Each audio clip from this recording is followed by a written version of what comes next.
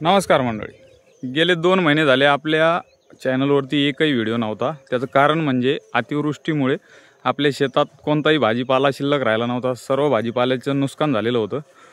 तर त्या नुकसान भरपाईच्या ऐवजामध्ये सरकारने शेतकऱ्यांना प्रसाद दिलेला आहे, थोडा थोडा का होईना। तर त्यानंतर आपण 2 महिन्यानंतर सध्या आता शेतीची पूर्णपणे मशागत करून भाजीपाल्याला सुरुवात केलेली आहे मित्रांनो। तर आज आपण मेथी संदर्भात बोलूया।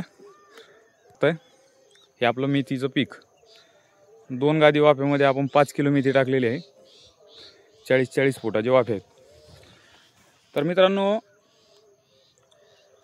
थंडीच्या दिवसामध्ये भाजीपाला एकदम फास्ट ग्रोथ होती भाजीपाल्याची। मित्रांनो, ही मेथी फक्त आणि फक्त 4 दिवसाची आहे।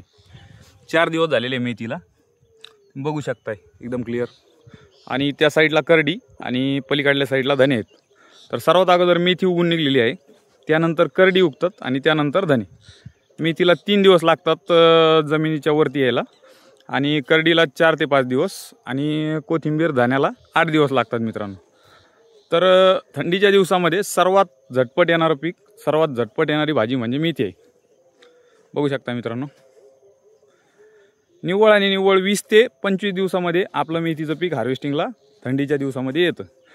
ऋतू बदलला की वेळ पण बदलतो, म्हणजे दिवस पण जास्त लागतात किंवा कमी लागतात।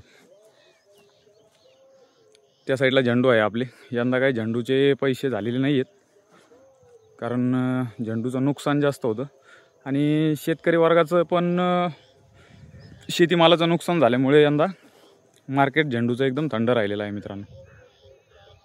बाकी बघू शकताय।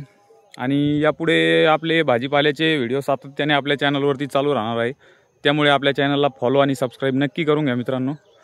आणि त्यानंतर म्हणजे थंडीच्या दिवसामध्ये काही भाजीपाले जर तुम्ही केले तर तुम्ही नुकसानमध्ये सुद्धा जाऊ शकतात। त्याबद्दल आपण एकाच दिवशी दुसऱ्या व्हिडिओमध्ये बोलू। बाकी बघू शकता, इकडं धान्याला आणि करडीला अजून टाईम आहे। आणि झेंडू बघू शकता मित्रांनो, दिवाळी झाली, झेंडू तसेच ठेवलेले शेतात। 30% निव्वळ 30% झेंडू आपल्या, म्हणजे 30% झेंडूचा माल आपल्या हातात लागलेला आहे यावेळेस। बाकी सर्व झेंडूचं या अशा प्रकारे नुकसान झालेलं आहे। तर मित्रांनो, असेच व्हिडिओ पाहण्यासाठी, भाजीपाला विषयक व्हिडिओ पाहण्यासाठी आपल्या चॅनलला नक्की सबस्क्राईब आणि फॉलो करून घ्या। त्यानंतर आपल्या सूर्योदय उद्योग समूहाच्या वतीनं आपण आणखीन एक शेतीजोड व्यवसाय चालू करणार आहोत। त्या विषयाबद्दल आपण नंतर कधीतरी एका व्हिडिओमध्ये बोलू मित्रांनो। धन्यवाद।